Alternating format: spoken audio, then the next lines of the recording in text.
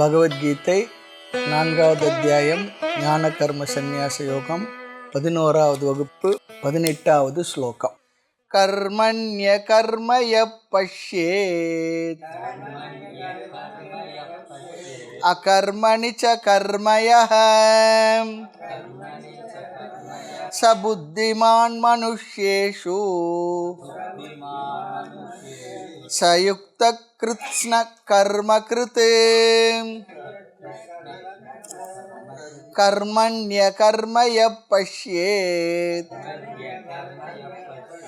அகர்மணி ச கர்மயः ச புத்திமான் மனுஷ்யேஷு சயுக்த கிருத்ஸ்ன கர்ம கிருத்.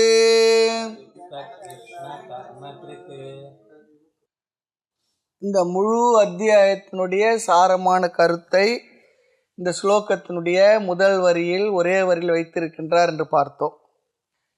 இந்த 4வது அத்தியாயத்தினுடைய முக்கியமான ஸ்லோகம் இது. கீதையினுடைய முக்கியமான ஸ்லோகங்களிலும் இதுவும் ஒன்று என்று பார்த்தோம். வியாசர் மகாபாரதத்தை எழுதும் பொழுது எழுதுவதற்கு அவருக்கு ஸ்கிரைபாக இருந்தவர் யாருன்னா பிள்ளையார் தான். அவர்கிட்ட நீ எழுதணும்னு சொல்லி கேட்டுக்கிறார். அவர் எழுதுறனார். ஒரே கண்டிஷன் சொன்னார், நிறுத்தாமல் சொல்லணும். எங்கன்னா நிறுத்தினான்னு எந்திரிச்சு போயிடுவான்னு சொல்லிட்டார். அது எப்போ நிறைய கண்டிஷன் போடுவார். அப்போது வியாசர் சொன்னாராம், நான் சொல்கிற ஸ்லோகங்களை ஆனால் நீங்களும் என்ன பண்ணணுன்னா நான் சொல்கிற ஸ்லோகத்துடைய அர்த்தத்தை புரிஞ்சுக்கிட்டு தான் எழுதணும்னு சொல்லி சொன்னார். சரி, ஓகே சொல்லிட்டார். 96,000க்கும் அதிகமான மகாபாரத ஸ்லோகங்களில் ஒரு 8,800 ஸ்லோகங்கள் புரிவதற்கு கடினமான ஸ்லோகங்கள் சொல்லுவாங்க. அவர் எழுதிக்கிட்டே வருவார். இவர் என்ன பண்ணால் 1-2 ஸ்லோகங்கள் இடையிடையே கொஞ்சம் கடினமான அர்த்தங்களோடு சொல்லும் பொழுது புரிஞ்சுக்கிட்டு தான் எழுதணும். அப்போ பிள்ளையார் யோசிக்கிறதுக்குள்ளே இவர் ஒரு 100-150 ஸ்லோகத்தை மனசில் வர வச்சுக்குவாராம் வியாசர். அப்படி ஒரு கண்டிஷனில் எழுதுனாங்கன்னு சொல்லுவாங்க. அப்படிப்பட்ட ஸ்லோகங்களில் கீதையில் ஒரு 4 ஸ்லோகங்களுக்கு மேலே இருக்குது. 4 ஸ்லோகங்கள் கடினமானது. அதில் எந்த ஸ்லோகமும் ஒன்று ஞாபகத்தில் வச்சுக்கோம். இந்த ஸ்லோகத்தில் என்ன சொல்கிறாருன்னா, ஆத்மாவிடத்தில் செயல் இல்லை, செயல் என்பது அனாத்மாவாகிய உடல் மனதில் தான் நிகழ்கின்றது. இதுதான் ரொம்ப சுருக்கமாக சொல்லணுன்னா அதுதான். அந்த கருத்தை நீட்டி முழைக்க தான் சொல்ல போகிறார். ஏனென்றால் நம்முடைய புரிதலுக்காக அப்படி ஒரு வியாக்கியானம் இங்கு செய்யப்பட்டுள்ளது.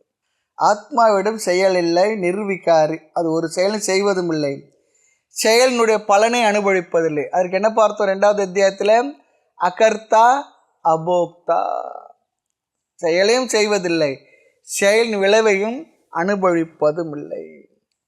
இதெல்லாம் 2வது அத்தியாயத்தில் 19வது ஸ்லோகம், 20வது ஸ்லோகம், 22வது ஸ்லோகத்தெலாம் நிறையவே நாம் பார்த்தோம். அதற்கு உதாரணங்களை பார்த்தோம். ட்ரெயினில் போயிட்டுருக்கோம். வேகமாக ட்ரெயின் போகும்போது பையன் ஜன்னலில் உட்காந்துட்டு அப்பா கிட்ட சொல்கிறான், அப்போ அந்த மரங்கள்லாம் நம்மளோட ஓடி வருதுப்பா அப்படி சொல்லி பார்க்குறோம் இல்லையா, நகருகின்றது. அப்போ பையனுடைய புத்தியில் நகராத மரத்தில் மரங்கள் நகர்கின்றது என்ற அறிவு இருக்குது. அப்பா என்ன சொல்கிறா, இல்லை இல்லை அதெல்லாம் நகரில், அது அங்கேயே தான் இருக்குது. அப்பாவுடைய புத்தியில் மரங்கள் நகரவில்லைன்னு சொல்லியிருக்கு. அப்போ பையன் எடுத்து என்ன சொல்கிறார், நீ எந்த மரங்கள் நகர்கின்றது சொல்லுகின்ற அந்த மரங்கள் நகரவில்லை, ஒரே இடத்துல தான் இருக்குது, நாம தான் நகர்ந்து கொண்டுள்ளோம் வண்டியிலன்னு சொல்கிறார். ஆக செயலே இல்லாத, நகராத, செயல் இல்லாத ஆத்மாவிடத்தில் செயல் இருப்பதாக சாதாரண அஞ்ஞானி நினைக்கிறான். குருவானவர் என்ன பண்ணுறார், சாஸ்திரத்தினுடைய துணையோடு தான் புரிந்து கொண்ட அந்த அர்த்தத்தை, உண்மையில் ஆத்மா எந்த செயலையும் செய்யவில்லை. நாம் என்ன நினைக்கிறோம், நான் என்ற அர்த்தத்தில் இந்த உடல் மனதை நினைத்து கொண்டு, இந்த உடல் மனதோடு சேர்ந்து ஆத்மாவின் உயிரை நினைத்து கொண்டு அது செயல்படுவதாக சொல்லுகின்றோம்.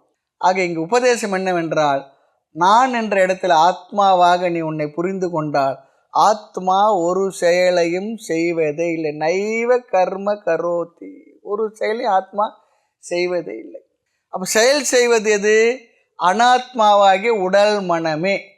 இந்த அறிவு நமக்கு அடிக்கடி மறந்து போகிறது. உலக விவகாரங்கள் நான் செய்கின்றேன்னு சொல்லும்பொழுது எது செய்கின்றது? ஆத்மா அகர்த்தா. அப்போ செயல் நிகழ்கின்றது என்றால் செயல் செய்வதெல்லாம் இந்த உடல் மனம்தான். அதுதான் முக்கியமாக ஒரு கருத்தாக இங்கு.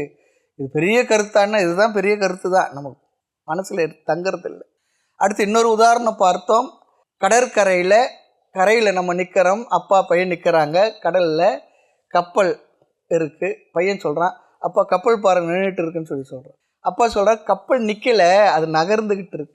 நகர்கின்ற கப்பலில் நகராத்தன்மையை பையன் புரிஞ்சிருக்கான். நகராத மரத்தில் நகருவதாக புரிந்திருந்தான். ரெண்டு விபரீதமாக புரிஞ்சிருக்கான். அப்போ விபரீதமாக புரிஞ்ச இடத்துல உபதேசம் இப்படி தான் பண்ண வேண்டும் என்று முறையாக 2 உதாரணத்து மூலம் சொல்கிறாங்க. அப்போ அப்பா சொல்கிறா, இல்லை கப்பல் நகர்ந்துக்கிட்டு தான் இருக்குது, அது நகராமல் இல்லை, அது அப்படி மெதுவாக நகர்றதுனால உனக்கு அப்படி தெரியுது. கப்பலில் செயல் இருக்கின்றது. அதுபோல் செயல்படுகின்ற இந்த உடலை செயல்படாததாகவும் செயல்படாத ஆத்மாவை செயல்படுவதாகவும் நினைக்கின்ற இந்த கருத்தை நமக்கு மாற்றுவதற்காக செயலில் செயலின்மையை பார், செயலின்மையில் செயலை பார். இதுதான் ஸ்லோகத்தில் இன்னொரு வெர்ஷன், ஒரு 2 வார்த்தை. செயலின்மையில் நான் என்ன நினைக்கிறேன்னா, இந்த உடல் அமைதியாக இருக்குது, ஓய்வெடுத்துக்கிட்டு இருக்கேன், உடல் ஒரு செயலை செய்வதில்லை சொல்லி நினைக்கிறேன். செயலும் ஒரு செயல்தான். செயல்படாமல் அமைதியாக இருப்பது ஒரு செயல்தான். பேசுவதும் ஒரு செயல்தான். மௌனமும் ஒரு செயல்தான். இதெல்லாம் சென்ற வகுப்பில் நிறைய விளக்கங்களோடு பார்த்தோம் நாம். ஆகவே அகர்த்தாவாகி ஒரு செயலும் செய்யாத ஆத்மாவிடத்தில் நீ செயலை பார்க்கின்றாய். அது உண்மையில் அது எந்த செயலும் செய்வதில்லை. செயலையே செய்து கொண்டிருக்கக்கூடிய உடல் மனதை நீ ஒரு செயலை செய்யாததாக நினைத்து கொண்டிருக்கிறாய். உண்மையில் செயலை செய்வது உடல் மனம்தான். ஆத்மா ஒரு காலம் ஒரு செயலையும் செய்ததே இல்லை. ஏனென்றால் எப்போ ஒரு சமயம் செய்துட்டு இப்போ செய்யலைன்னா இப்போ செயல்படலைன்னு சொல்லலாம். முந்திலாம் செய்தாருங்க, இப்போ செய்யலான்னு சொல்லலாம். ஒரு காலம் எப்பொழுதும் ஆத்மா ஒரு சலனத்தை அடைந்ததில்லை. நிர்விகாரி அச்சலம். இந்த அறிவை இந்த ஸ்லோகத்தில் கொடுக்குறது ரொம்ப முக்கியமான ஒரு விசேஷமான ஒரு நாள். ஆக நான் அகர்ம ஸ்வரூபம். ஆத்மா என்றும் அகர்மம், அனாத்மா எப்பொழுதும் கர்ம ஸ்வரூபம். அது கர்மத்தில் அகர்மத்தை பார்த்தல், அகர்மத்தில் கர்மத்தை பார்த்தல், செயலில் செயலின்மையை பார்த்தல், செயலின்மையில் செயலை பார்த்தல். காரணம் நாம் விபரீதமாக புரிந்திருப்பதால் உபதேசம் விபரீதமாக செய்ய வேண்டியதாக இருக்கின்றது. ஆத்மாவை செயல்படுவதாகவும் அனாத்மாவாகி உடல் மனம் செயல்படாது அமைதியாக இருப்பதாக நாம் தவறாக புரிந்துள்ளோம். ஆகவே சொல்கிறார், செயல்படுகின்றது உடல் மனமே தவிர ஆத்மா இல்லை. நீ மாறி புரிந்துள்ளாய். ஆத்மா ஒரு காலம் செயல் செய்வதில்லை. ஆகவே நீ நினைக்கின்ற செயலில் செயலின்மையை பார். நீ நினைப்பதாக நீ கருதுகின்றாய் ஆத்மாவுடைய செயலில் செயலின்மையை பார். அப்படி தான் சொல்ல வேண்டியதாக இருக்கு. உண்மையில் செயல் இல்லை, ஆனால் அப்படி சொல்லி விளக்க வேண்டியதாக இருக்கு. ஆக செயலில் செயலின்மையை பார் என்றால் நீ செயல்படுவதாக நினைக்கக்கூடிய ஆத்மா அதில் செயலின்மையை பார். என்ன அது? அகர்ம ஸ்வரூபம், அகர்த்தா என்று நீ புரிந்து கொள். அடுத்து செயலின்மையில் செயலை பார். நீ செயல்படுவதாக செயல் செய்யாததாக நினைக்கின்ற இந்த உடல் மனதில் செயலை பார். ஏன்? உடல் மனம் என்றும் கர்மஸ்வரூபம். இந்த கிளாஸ் முடிஞ்ச பிற்பாடு இந்த கருத்தை வகுப்பில் மட்டும் புரிஞ்சிக்க முடியாது, அமைதியாக உட்கார்ந்து யோசித்தா தான் புரியும். ஆனால் பகவானை விட போகிறதில்ல. இங்கே கொஞ்சம் நெஞ்சம் புரியாமல் ஒரு மாதிரி இருந்ததுன்னா அடுத்த ஸ்லோகங்களில் புரிய வச்சுடுவார். அந்த ஸ்லோகங்கள் கேட்கும்பொழுது புரியாமல் போகாது, அப்படி சொல்ல போகிறார். அப்படி இடங்கள் இது. ஆனால் சென்ற வகுப்பில் நம்ம நிறையவே பார்த்தோம். இப்போ பார்ப்போம். நான் அல்லது இந்த உடல் செயல்பட்டாலும் செயல்படாவிட்டாலும், மனம் செயல்பட்டாலும் செயல்படாவிட்டாலும், வெளியிலிருந்து சப்தம் வந்தாலும் நிஷப்தமாக இருந்தாலும், ஆத்மாவாகிய நான் அகர்ம ஸ்வரூபம். அதுதான் உபதேசங்க. நான் ஆகிய ஆத்மா என்றும் நித்திய அகர்ம ஸ்வரூபம். இந்த உடல் செயல்பட்டாலும் செயல்படாவிட்டாலும், மனம் செயல்பட்டாலும் சிந்தனை செய்தாலும் செய்யாவிட்டாலும், வெளியிலிருந்து சப்தங்கள் வந்தாலும் சப்தம் இல்லாத நிஷப்தமாக இருந்தாலும், நான் ஆத்மா அகர்ம ஸ்வரூபம். உடல் மனம் அனாத்மா, அது என்றும் கர்ம ஸ்வரூபம் என்ற இந்த ஞானம் ஒருவனுக்கு கிடைத்தால், அந்த ஞானத்தினால்தான் ஒருவனுக்கு மோட்சம் சொல்கிறார். ஏனென்றால் ஆத்மாவை சரியாக, தன்னை சரியாக புரிந்து கொள்ளுதல். அப்படி ஒரு ஞானம் அவனுக்கு கிடைத்து விட்டால், வெளியில் சப்தம் இருந்தாலும் இல்லாவிட்டாலும் அவன் அமைதியாக இருக்கின்றான். ஏனென்றால் அவனுடைய இயல்பு, ஆத்மாவுடைய சொரூபம் அமைதி சொரூபம். இந்த அமைதி அமைதியின்மை என்பதெல்லாம் மனதில் வருகின்ற விவகாரங்களை தவிர ஆத்மா என்றுமே அகர்ம ஸ்வரூபந்தான். அதை நல்லா மனசில் வாங்கி கொண்டு மனதோட ஆழத்தில் புரிஞ்சுக்கணும். உடல் செயல்பட்டாலும் செயல்படாவிட்டாலும், மனம் செயல்பட்டாலும் செயல்படாவிட்டாலும் இவன் அமைதியானவன், செயலற்றவன். இவன்னா யார்? யாரோ தேர்ட் பர்சன் இல்லை, நான். ஆத்மான்னு சொன்னாலும் யாரோ ஆத்மாவா அப்படிலாம் இல்லை, பின்னால் திரும்பி பார்க்கக்கூடாது. ஏதோ ஆத்மாவான், அது செயல்படாதான். நான் சொன்னாலும் அந்த வார்த்தை தான் நான். நம்ம நான் என்ன பண்ணோம்? நெஞ்சில் கை வச்சு நான் சொல்லி நான் என்று மார்த்தட்டும் பெருமாள் என்ன தாய் முன்னார். அதுவும் இல்லை. நான் என்ற சொல்லுக்கு முழுமையான அர்த்தம் உள்ளேயும் வெளியேயும் எங்கும் உள்ள எல்லாமா இருக்கக்கூடிய ஆத்மஸ்வரூபம், ஆத்மா. அதைத்தான் நான் என்ற வார்த்தைக்கு அர்த்தமாக எடுத்துக்கணும். நான் சொல்லி தமிழில் சொல்கிறோம், அந்த நான் என்றதுக்கு இன்னொரு வார்த்தை ஆத்மா, அகம். அகம் நான் அதனால அகம் பிரம்ம அஸ்மிதான்னு சொல்கிறப்ப அகம் என்பது அங்கே என்ன அர்த்தம்? ஆத்மா அல்லது நான். அகம்னா நான் சொன்னால் நான் என்பது அங்கே என்ன அர்த்தம்? ஆத்மா ஆகிய நான். அது இன்னொரு உதாரணம் பாருங்கள். திரையில் படம் ஓடினாலும் ஓடாவிட்டாலும் திரை என்று எப்படி இருக்கு? அமைதியாகவே இருக்கின்றது. திரை எரிவதும் இல்லை, நனைவதும் இல்லை, அதில் எதுவும் ஒட்டிக்கிறதும் இல்லை, அது நகர்வதும் இல்லை. திரை அப்படியே இருக்கின்றது. திரையில் ஓடுகின்ற சித்திரங்கள் தான் ஓடுகின்றது, தீ எரிகின்றது, வெள்ளம் வருகின்றது, என்னென்னோ நடக்கின்றது. திரையில் ஒரு மாற்றமின்றி திரை அப்படியே இருக்கின்றது. அதுபோல சாட்சியாகிய நான் ஆத்மா. என் மீது இந்த உடல் மனம் கற்பிக்கப்பட்டுள்ளது. இந்த உடல் மனதில் தான் செயல்கள் நிகழ்கின்றது. செயல் நிகழ்ந்தாலும் நிகழாவிட்டாலும் நான் நித்திய அகர்ம ஸ்வரூபம். ஆழ்ந்த கருத்து இது. அதான் சொன்னேன், இந்த ஸ்லோகம் ரொம்ப கடினமான ஸ்லோகம் சொன்னேன்.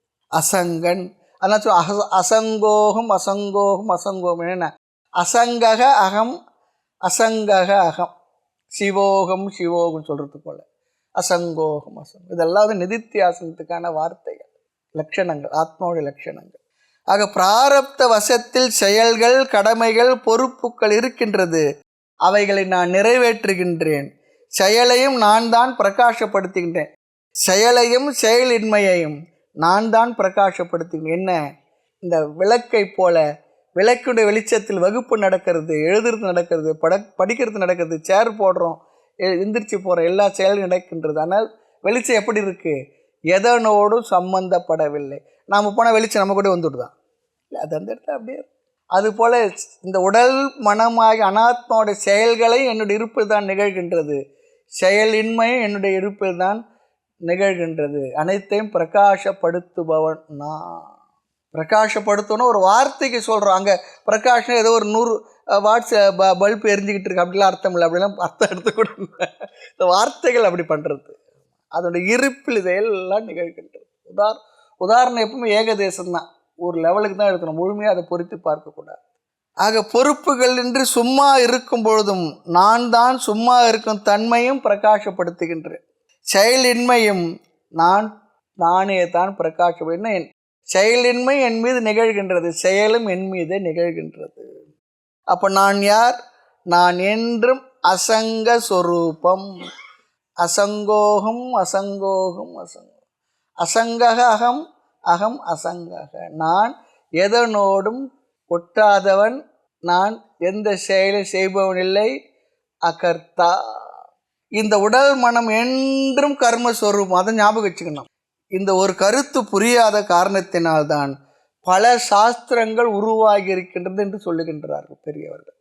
அந்த சாஸ்திரங்கள் எப்படிப்பட்டவைகள் என்றால், அத்வைத வேதாந்தத்தை அழகாக சொல்லிவிடுகின்றார் பெரியவர்கள், தவறானவைகள்.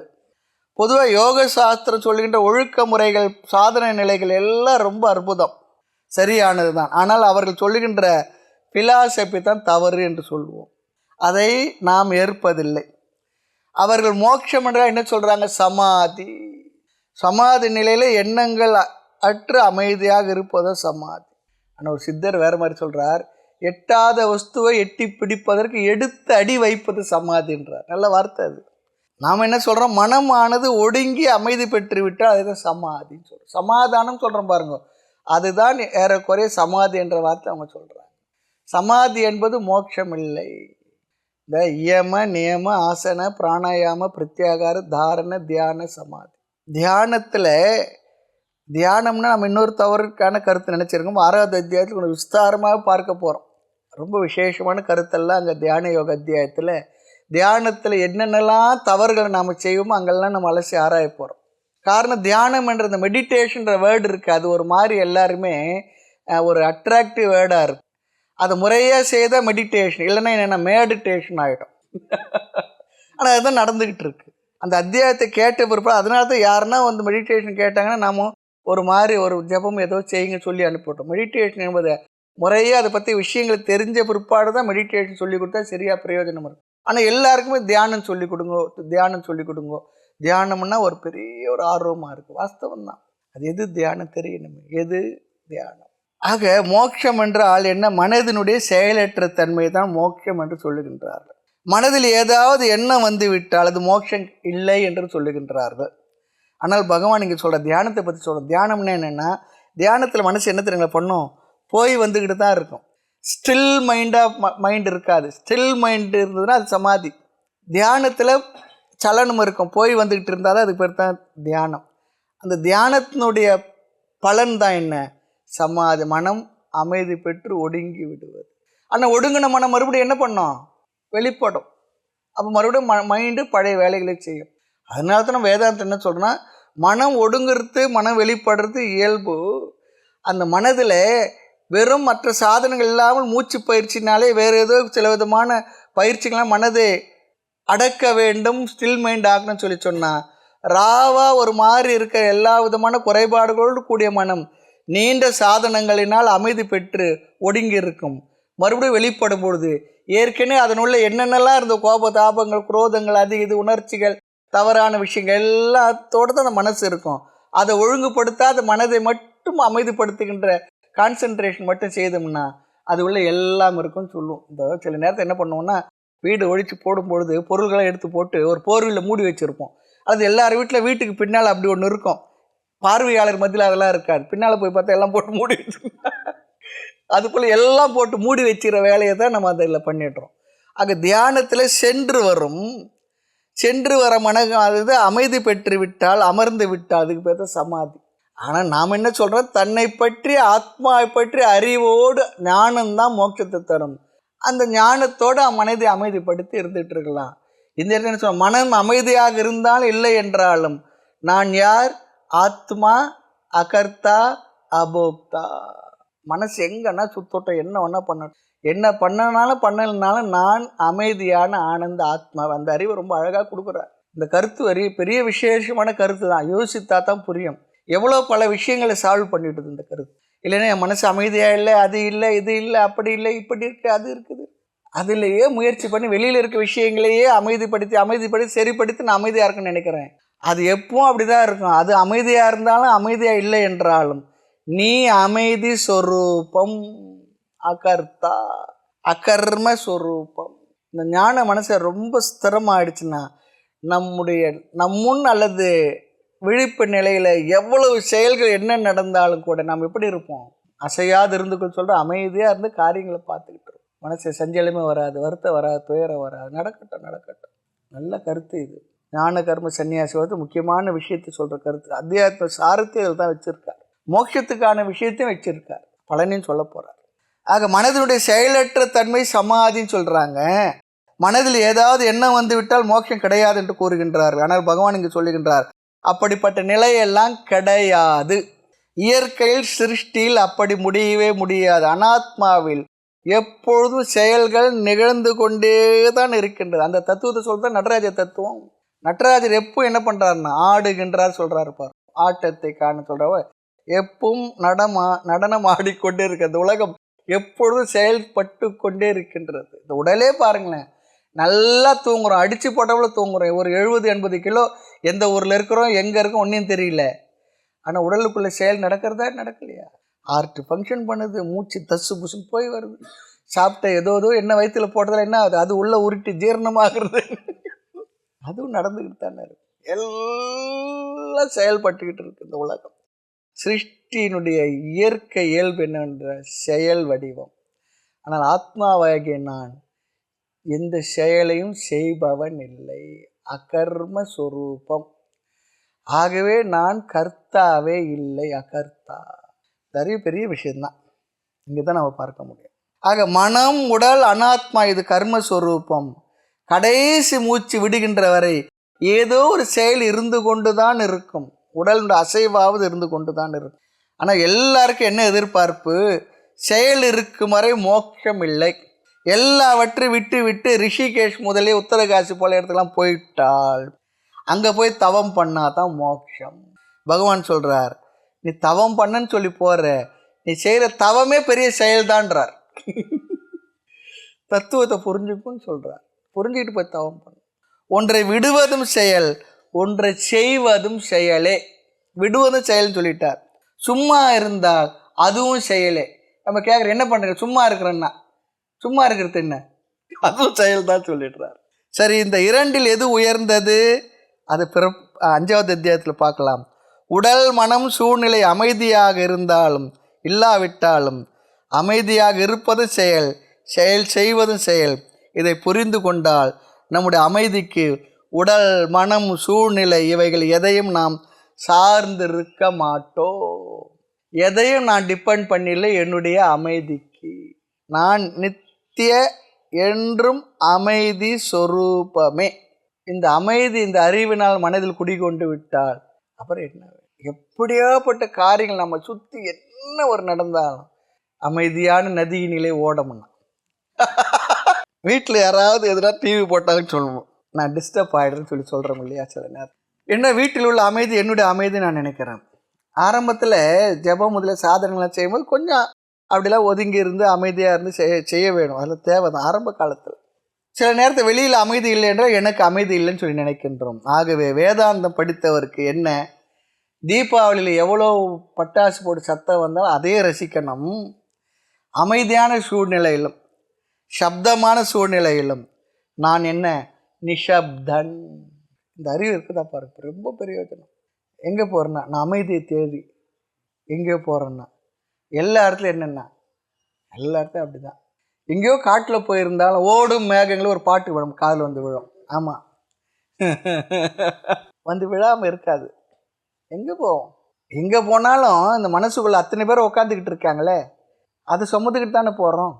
ஒரு ஆளுக்கு தான் ஃப்ளைட்டில் டிக்கெட் வாங்கியிருக்கோம், 120 பேர் நம்ம மனசில் உட்காந்துக்கிட்டு இருக்காங்க. அவ்வளோ பேர் எங்கே விட்டு போகிறோம்? ஆக அமைதி, அமைதியற்ற தன்மை, இந்த இரண்டும் என்னை பாதிக்காது. என்னதான் சத்தமாக என்ன பேசினாலும் பாட்டு கேட்டாலும் பாடாமல் இருந்தால் ரெண்டுமே என்ன, ரெண்டுதும் நாம் அமைதியாக இருப்போம். அது இந்த நாலேஜ் நமக்கு இந்த அமைதியை கொடுத்து விடும். இவருடைய அமைதிக்கும் வெளி சூழ்நிலைக்கு சம்பந்தமே கிடையாது. அது ரயில் நிலையத்தில் இருந்தாலும் சரி, வனத்தில் அமர்ந்திருந்தாலும் சரி. நம்ம வனத்தில் போய் உட்காந்துருந்தாலும் ஒரு குயில் சத்தமாவது பாட்டு கேட்கும், கேட்குமா கேட்காதா? ஒருத்தர் சொன்னார், ஒரு சுவாமி இருந்தார், அமைதியான சூழ்நிலையே இருந்து பழகிருக்குன்னு சொல்லி ஒரு இடத்துல ஒரு ஆசிரமத்தில் தங்கியிருந்தார். அந்த ஆசிரமம் அமைதியாக தான் இருக்கு. அந்த காலத்து கடிகாரம் இந்த இப்படியே சுற்றிக்கிட்டு இருக்கும் பாருங்க, டக்கு டக்கு டக்குன்னு சத்தம். அந்த சத்தமே அவர் ரொம்ப டிஸ்டர்ப் பண்ணிடுச்சுன்னார். சில நேரத்தில் அவருக்கு சென்சிட்டிவ் ஆகிடுது மைண்டு. ஆனால் அந்த சத்தமே நம்ம டிஸ்டர்ப் பண்ண எங்கே தான் போக முடியும்? ரொம்ப யோசிக்கணும். ஆக இரண்டு சப்தமும் ஒன்று தான் என்ற மனநிலைக்கு வரணுமா. வனத்தில் இருந்தாலும் ஊரில் இருந்தாலும் சில நேரத்தில் சில இடங்கு போவோம், ரொம்ப அமைதியாக இருக்கும், கண்ணு கேட்டுனது ஒரு ஆளே தெரிய மாட்டாங்க. என்ன சொல்லுவோம், என்னது இது மயான அமைதி இருக்குது, அதுவும் நம்மளை டிஸ்டர்ப் பண்ணுதா இல்லையா, பண்ணுதா இல்லையா? அப்போ அமைதியே தேடி போனேன்னு சொல்லி சொன்னால் அமைதி இல்லாத மனம் என்ன தேடி போகிறோம். அங்கே போனால் என்னது இது, ஒரு ஆளைக்கான், ஒரு காக்கா குருவி இல்லை, மயான அமைதி, அது நம்மளை டிஸ்டர்ப் பண்ணுது. இந்த தத்துவத்தை நாம் புரிந்து இருக்க வேண்டும் சொல்கிறார். அப்படி இல்லாமல் நம்முடைய அமைதிக்கு இவைகளை சார்ந்திருந்தால் என்ன ஆகும்? என்றும் நாம் அமைதியாக இருக்கவே முடியாது. எப்படி ஆனந்தம் ஆனந்தத்தை தேடிச்சோ அதுபோல் என்றும் அமைதி ஸ்வரூபமான இவன் அமைதியை தேடி அலைஞ்சிக்கிட்டு இருப்பான். அவனுக்கு அமைதி கிடைக்குமா? இந்த ஞானம் இல்லைன்னா, இந்த புரிதல் இல்லைன்னா. அதுக்கு தான் கீதை உபநிஷத்தெல்லாம் முறையாக ஒழுங்காக டோட்டலாக கேட்கணும். அங்கங்கே பிச்சு பிச்சு கேட்டோம்னா ஒன்றும் பெருசாக நமக்கு இருக்காது. நல்லா அழகாக பேக் பண்ணி சொல்கிறாங்க பாருங்க. அது போல் இப்போ எல்லாம் பேக்கேஜ் தான். அது போல் அந்த வார்த்தை உபயோகப்படுத்தினா ஒரு சாஸ்திரத்தை முழுமையாக கேட்டால் தான் ஆதியோட அந்தமாக சில விஷயம் நம்ம மனசில் மொத்தமாக ஒரு புரிதல் கிடைக்கும். அது ஒரு உபனிஷத்தாக இருந்தாலும் சரி, கீதையாக இருந்தாலும் சரி, பிரகரண கிரந்தங்களாக இருந்தாலும் சரி, பிரம்மசூத்திரமாக இருந்தாலும் சரி, ஆத்மபோதமாக இருக்கட்டும், என்ன படித்தாலும் அதை ஒரு சாஸ்திரத்தை முழுமையாக கேட்கணும். முதல்லேருந்து கடைசி வரை எல்லா விஷயத்தையும் அதில் கவர் பண்ணி நமக்கு அழகாக சொல்லி கொடுக்கும். இந்த ஸ்லோகம் ரொம்ப நல்லா யோசிக்க வேண்டிய விஷயங்கள் தான், ரொம்ப பிரயோஜனமானது வாழ்க்கைக்கு கூட. அதான் சொல்கிறார். அமைதிக்கு, நம்முடைய அமைதிக்கு வெளியில் இருக்கக்கூடிய இவைகளை, உடல் மனம் வெளி சூழ்நிலைகள் இவைகளை சார்ந்திருந்தால் என்றும் நாம் அமைதியாக இருக்க முடியாது. ஒன்று இருக்க ஒன்று வந்தால் என்றும் அமைதி இல்லைன்னா, ஆக ஊர் வாய மூட முடியுமாட்டா? எவ்வளோ நேரம் வெளியில் அமைதியை நாம் மெயின்டைன் பண்ண முடியும்? உடல் மனம் எதையும் நான் சார்ந்திருக்கவில்லை. எதற்கு? என்று அமைதிக்கு. ஏனென்றால் நானே அமைதியின் வடிவம். இந்த அறிவு தான் நம்முடைய அமைதிக்கு துணை புரியும். ஜெபம் பண்ணுறதுக்காக உட்கார்ந்துருப்போம், முடியவே முடியாது, என்ன மனசில் அமைதி இருக்காது.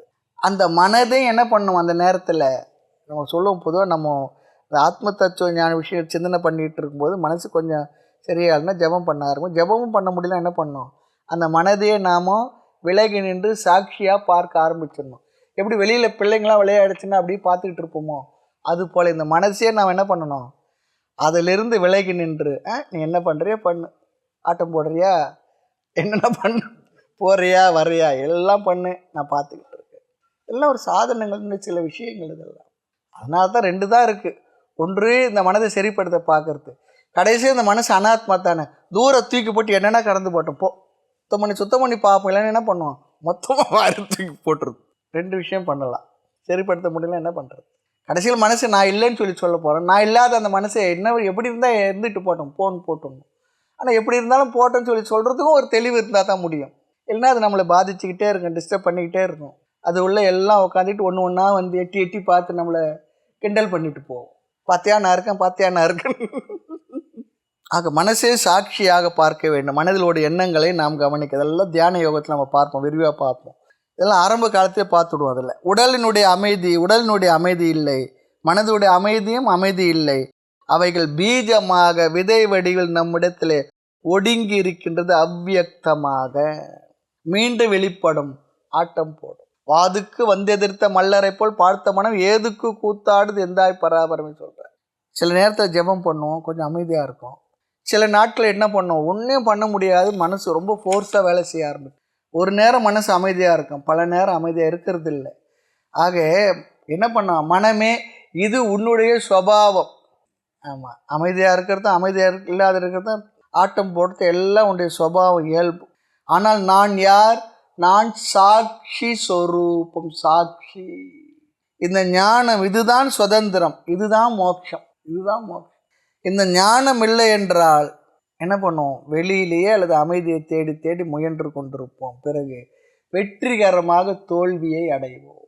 ஷரீர அமைதியில், மனதினுடைய அமைதியில் நம்முடைய அமைதியை தேடிக்கொண்டிருப்போம். வெளியிலே உள்ளேயும் கிடைக்குமா என்றால் நிச்சயமாக கிடைக்காது.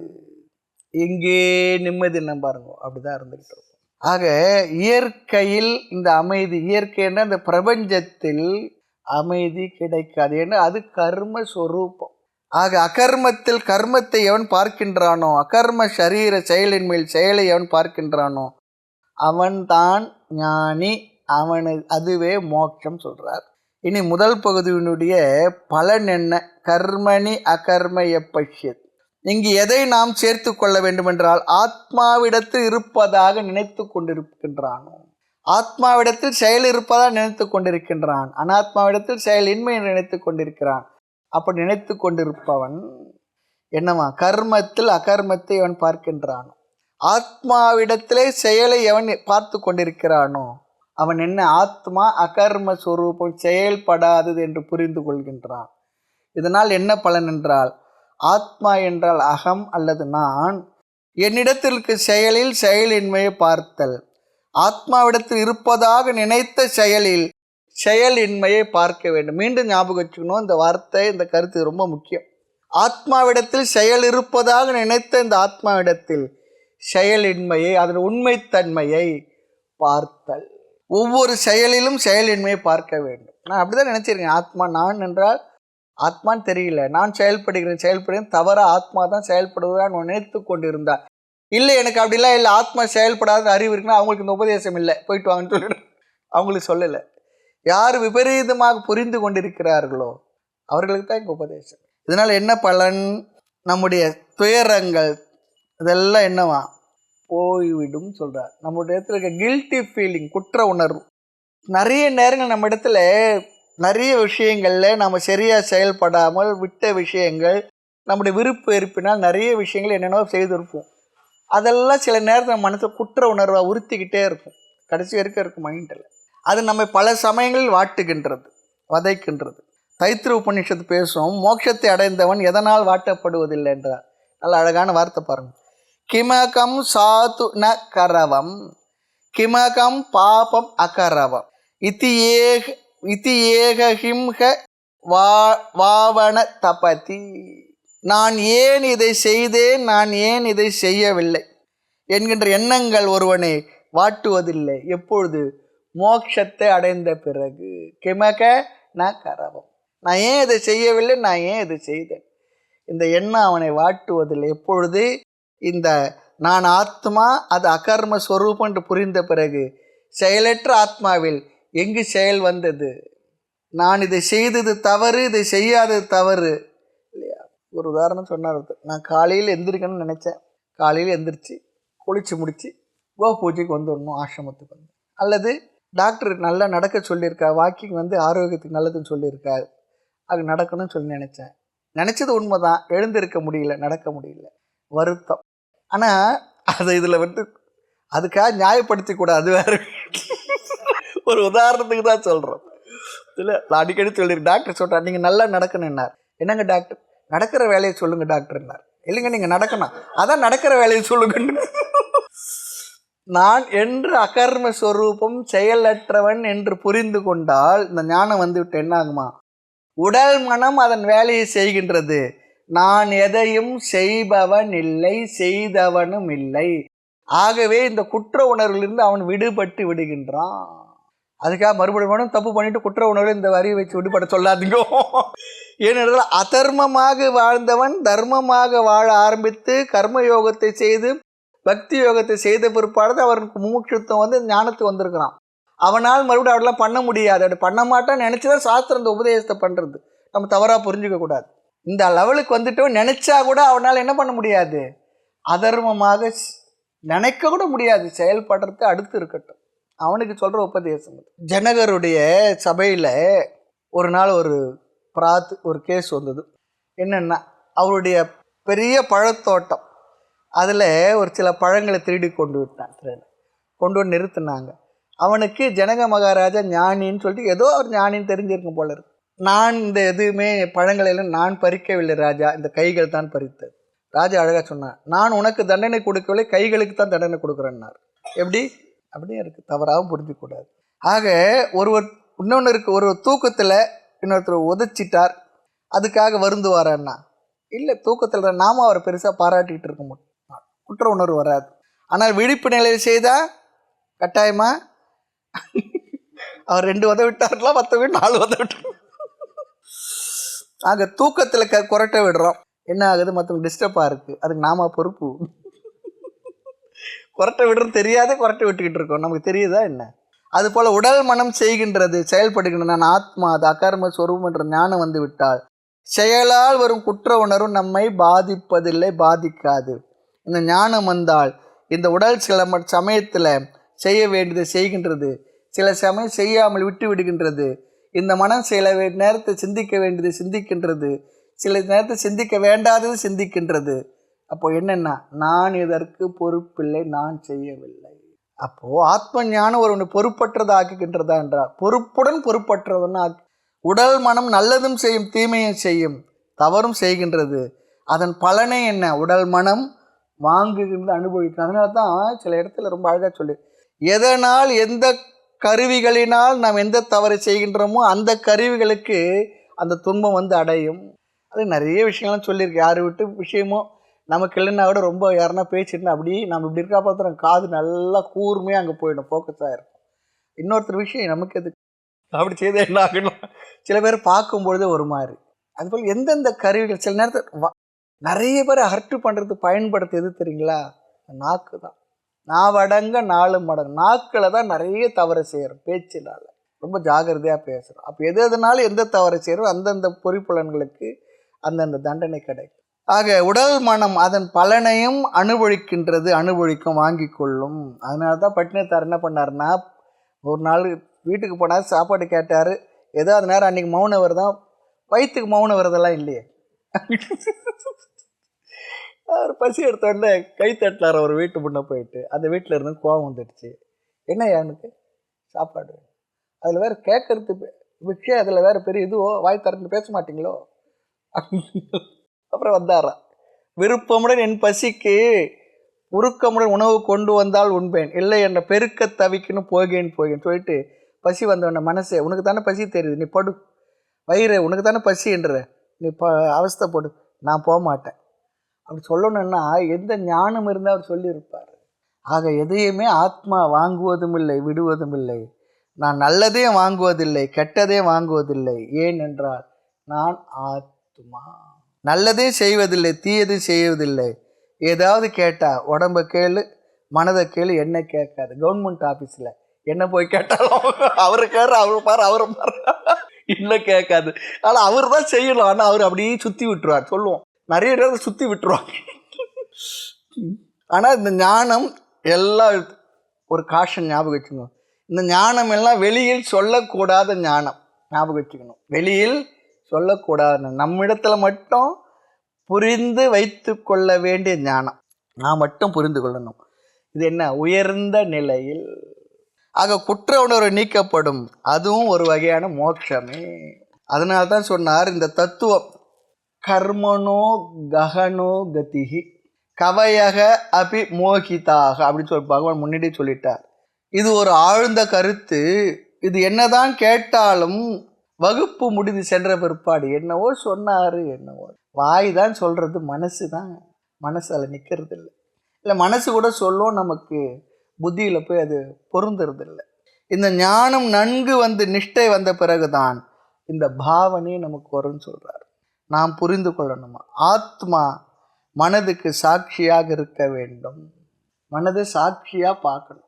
நமக்கு சம்பந்தமில்லாத ஒருத்தருடைய விஷயங்கள் மற்றதெல்லாம் எப்படிலாம் நம்ம அப்படியே பார்த்துக்கிட்டு போவோமோ, அதுபோல் நம்முடைய மனதையே நம்ம சாட்சியாக பார்த்து கொண்டு இருக்கக்கூடிய பாவனை வர வேண்டும். ஆக ஆத்மா மனசுக்கு சாட்சியாக இருக்கணும். ஸ்லோகம் கேட்டவுடன் நமக்கு ஞான நிஷ்டை வந்து விட்டதென்றால் அடுத்த வகுப்பே தேவையில்லை, முடிஞ்சிடுச்சு, பூர்ணமாக சொல்லிடலாம். ஆனால் முடிவதில்லையே. ஆக இந்த உண்மை, இந்த ஞானத்தினால் தான் ஒருவன், இந்த உண்மை ஞானத்தினால் தான் ஒருவன் குற்ற உணர்வை நீக்க முடியும். உடல் மனம் சூழ்நிலை அமைதியாக இல்லாவிட்டாலும் அவன் அல்லது நான் அமைதியாக இருப்பவனே. நான் அமைதியாக இருக்க ஒரு நிபந்தனையும் இல்லை, ஒரு கண்டிஷனும் இல்லை. என்ன வேண்டுமானாலும் ஆகட்டும், நான் அகர்மஸ்வரூபம், அகம் சாந்தக, அகம் சாந்த். அதனால் இப்படிப்பட்ட ஞானம் எவனுக்கு வருகின்றது? அவன் யார்? ரொம்ப அழகாக சொல்கிறார். நகராத மரத்தில் நகர்வதை பார்ப்பதைப் போல செயல்படாத ஆத்மாவை செயல்படுவதாகும் உடல் மனதை செயலற்றதாக கருதுகிறார்கள். நகருகின்ற கப்பலை நகராததாக பார்ப்பது போல உண்மையில் ஆத்மா செயலற்றது, உடல் மனம்தான் செயல்படுகின்றது. உடல் மனம் என்றும் செயல்பட்டு கொண்டுதான் இருக்கணும். உடல் மனதின் செயலில் ஆத்மாவின் செயலை ஏற்றி வைத்து நினைக்கும் நான் என்றும் எப்படிப்பட்டவன் என்றார்? அகர்த்தா, நிஷ்கிரியக, கிரியைகள் அற்றவன். அவனை யாருன்னு என்னன்னு சொல்ற? சக புத்திமான், அவன்தான் அறிவாளி. மற்றவர்கள் யார்? அபுத்திமான், மூடர்கள். கொல்லா விரதம் ஒன்று கொண்டவரை நல்லோர் மற்ற அல்லாதோர் யாரோ அறியன்னு சொல்லுவார். இவங்க நல்லவங்க மற்றவங்க எனக்கு தெரியாதுன்னு சொல்லி கெட்டவங்க சொல்லலை. அதுதான் பெரியவங்களுடைய இயல்பு. ஆமாம், அது போல் என்ன கல்வி தகுதி பெற்றிருந்தாலும் குற்ற உணர்வு போகுமா? பொறாமை போகுமா? போகாது. ஆக இவன் ஒருவன் தான் புத்திமான். யாருக்குள் புத்திமான்? மனுஷ்யேஷு சொல்ற, மனுஷ்யேஷு, மனிதர்களுக்குள். என்னுடைய வீட்டில் என்னுடைய சமுதாயத்துக்குள்ள இல்லை, மனித சமுதாயத்துக்குள் இவனே புத்திமான். மனிதர்கள் எல்லார்களுக்கும் புத்திமான் இவன் தானா, மேதாவி. காரணம் என்ன? இவனுக்குத்தான் சரியான தர்ஷனம், பார்வை இருக்கின்றதா. மற்றவர்களுடைய பார்வையெல்லாம் விபரீத தர்ஷனம் உடையவர்கள். உடலையும் மனதையும் செயல் செய்வதாக ஆத்மா செயலற்றது என்ற அறிவுடையவர்கள் இவர்களே. ஆக செயலற்ற ஆத்மாவில் செயலற்ற தன்மையை பார்க்கிறார்கள். செயல் செய்யும் அனாத்மாவாகி உடல் மனதில் செயலை பார்க்கின்றார்கள். முடிஞ்சு போச்சு. பாசிட்டிவாக சொல்லணும். இதுதான் எப்படி உடலையும் மனதையும் செயல் செய்வதாகவும் ஆத்மா செயலற்றது என்ற அறிவுடையவர்கள். ஆக செயலற்ற ஆத்மாவில் செயலற்ற தன்மையை பார்க்கின்றார்கள். செயல் செய்யும் அனாத்மாவாகிய உடல் மனதில் செயலை பார்க்கின்றார்கள். நான் யார்? முடிவில் யாரோ தெரியலன்னு சொல்லிடக்கூடாது. இவ்வளோ நேரம் கேட்டு நான் ஆத்மா. இந்த குருநாதருக்கு ஆத்மா ஆத்மான்னு சொல்லி அவருக்கு ஆத்மாவே வந்துருமோ தெரியல, ஆனால் அதே சொல்லிட்டு ஆத்மா. ஆக இவனே சரியான ஞானத்து உடையவன். சரி, பிறகு இந்த ஞானத்தில் நிலை பெற்று விட்டால் அவன் யாராம்? சக யுக்தாக அப்படின்னா என்ன? பிரம்ம நிஷ்டகன்னு சொல்லிட்டுறார். அவன் பிரம்ம நிஷ்டன் சொல்றார். இங்கெங்க பிரம்மன் வந்துன்னு கேட்டுறக்கூடாது. ஆத்மாவும் பிரம்மம் என்ன ஒன்று? இந்த சேம். தது துவம் அசி, அகம் பிரம்ம அஸ்மி. அதுதானே இங்கே சொல்கிறார். யுக்தக அப்படின்னா பிரம்ம வைத்து, பிரம்மத்தை அறிந்தவன். நம் வாழ்வில் எதை வைத்து காப்பாற்ற வேண்டும் நினைத்து எதையோ வைத்து காப்பாற்றி கொண்டிருக்கின்றோம், அதெல்லாம் உண்மையில் காப்பாற்றப்பட வேண்டியவள் இல்லை. இந்த ஞானத்தை வைத்து காத்து கொள்ள வேண்டும் நம்மை. இந்த ஞானமும் நாமும் சேர்ந்து விட்டால் அதைத்தான் பகவான் யுக்தக பொருந்தி அவன் எதனுடன்? இந்த ஞானத்துடன் ஞான நிஷ்டன். மேலும் இந்த மோட்சத்தை சொல்கின்றார். கிருஷ்ண கர்ம கிருத்து. கிருஷ்ணம் சொன்ன அனைத்தும் எல்லாம் என்று பொருள். கர்ம செய்யப்பட வேண்டியவர்கள். கிருஷ்ண கர்ம சர்வ கர்த்தவ்யம், செய்யப்பட வேண்டிய அனைத்தும். கடைசி சொல் பாருங்க, கிருத்து செய்து முடித்தவன். தன்னால் செய்யப்பட வேண்டிய அனைத்தும் செய்து முடித்தவன். நம்மிடம் என்ன செய்யப்பட வேண்டியது இருக்கின்றது கேட்டால் என்ன சொல்லுவோம்? ஒரு நோட்டு கொடுத்து என்னெல்லாம் செய்யணும் உங்களுக்கு, ஒரு 80 வயசு தாத்தா கிட்ட கொடுத்தா கூட அவருக்கு அந்த ஒரு நோட்டு போதாது, இன்னும் 2 நோட்டு சேர்த்து எழுதிட்டு வருவார். அவ்வளோ இருக்கும், அவ்வளோ விஷயம் இருக்கும். ஆனால் இந்த உண்மையை புரிந்த ஞானி இடத்துல அவங்க லிஸ்ட்டில் என்ன இருக்குன்னா நெல்லு தான் இருக்குமா. நெல் லிஸ்ட்டு ஒன்றும் செய்யறதுலாம் செய்து முடிச்சுட்டு அதுக்கு உலகத்தூருக்கு எல்லா காரும் செய்துட்டார். அப்படிலாம் இல்லை, எனக்கு செய்கிறதுக்கு ஒன்றும் இல்லை, அவ்வளோதான், செய்ததெல்லாம் போதும். அதனால தான் உபநிஷத்து சொல்லுகின்றது, தாவதேவ சிரம் யாவண்ண விமோக்ஷயத்தே. தாவதேவ சிரம் என்றால் அவன் காத்து கொண்டிருக்கின்றானாம். எதற்கு? இந்த மூச்சு காற்று எப்பொழுது நிற்கும் காத்துக்கிட்டு இருக்கான். அவன் நிறுத்தல. எப்போ போன காற்று அப்படியே போனவன் போனாண்டி தான், வந்தாலும் வருவாண்டிலாம் இல்லை. ஏன்? இந்த மூச்சு காட்டில் அவனுக்கு ஒரு பிரயோஜனத்தையும் பார்க்கல. இந்த உடல்ல இந்த ஜீவித்து இருக்கிறதும் பெரிய பிரயோஜனத்தை பார்க்கல, போய் சேர்றதுல பெரிய பிரயோஜனத்தை பார்க்கல. அவனுக்கு எல்லாம் ஒன்று தான். அப்படி இருக்கலாம். ஏதோ ஓடிக்கிட்டு இருக்கு, ஓடட்டும். உடலுடைய பிராரப்த வரை காத்திருப்பான். அவனுக்கு இன்றைக்கே சாகணுமா ஒரு ஆசையும் இல்லை, கொஞ்ச நாள் கழித்து சாகணுமா ஓகே பரவாயில்லை. அவனுடைய மனம் நிறைந்துள்ளது. அதான் சொல்ல, கிருஷ்ண கர்ம கிருத்து, செய்ய வேண்டிய அனைத்தையும் செய்து முடித்தவன். இதுவும் உடல் அளவில் இல்லை. ஏனென்றால் நாம் சாகும் வரை ஏதோ ஒரு டியூட்டி இருந்து கொண்டே இருக்கும். சில பேர் சொல்லுவாங்க, என்ன தெரியுங்களா, நிறைய பேர் பார்த்துருக்குறோம், சாமி இப்போதான் பையனுக்கு கல்யாணம் பண்ணியிருக்கு, ஆமாம் கல்யாணத்தை தேடிட்டு இருக்கேன், அவன் கல்யாணம் முடிச்சிடுச்சுன்னா கிளாஸுக்கு ரெகுலராக வந்துடுவோம் சாமி, நான் ரிட்டையர்டும் ஆகிட்டேன். அப்புறம் என்னென்ன, இல்லை சாமி பேர குழந்தை வந்திருக்கு, அது பார்த்துக்க வேண்டியதாக இருக்குது, எல்லாம் வேலைக்கு போய்ட்றாங்க, பள்ளிக்கூடத்துக்கு அனுப்பணும், அது பண்ண, அப்புறம் அதுக்கு ஒரு குழந்தை பிறந்தா பார்த்துட்டு எப்போ முடிய போகிறது. இந்த டியூட்டிக்கு அளவே கிடையாது. ஆக உடலளவில் கர்ம கிருஷ்ண கிருத்து இல்லை. மனதில் செய்ய வேண்டியது செய்து முடித்து விட்டான். பிறகு யார் இவன்? கண்டென்ட் பர்சன், நிறைவை பெற்ற இவனே அறிவாளி, இவனே பிரம்மத்தில் நிலை பெற்றவன், இவனே நிறைவானவன், இவனே தான் யக கர்மணி அகர்மய பஷ்யேத் என்று சொல்லுகின்றார். அடுத்த ஸ்லோகங்களிலும் இதே கருத்தை சொல்லுவார். அடுத்த வகுப்பார். மூர்த்தி எல்லாம் வாழி, எங்கள் மௌனம் உருவாழி, அருள் வார்த்தை என்றும் வாழி, அன்பர் வாழி பரமே. ஓம் பூர்ணமத பூர்ணமிதம் பூர்ணாத் பூர்ணமுதச்யதே பூர்ணஸ்ய பூர்ணமாதாய பூர்ணமேவாவசிஷ்யதே. ஓம் சாந்தி சாந்தி சாந்தி. ஹரிः ஓம். ஸ்ரீ குருப்யோ நமः. ஹரிः ஓம்.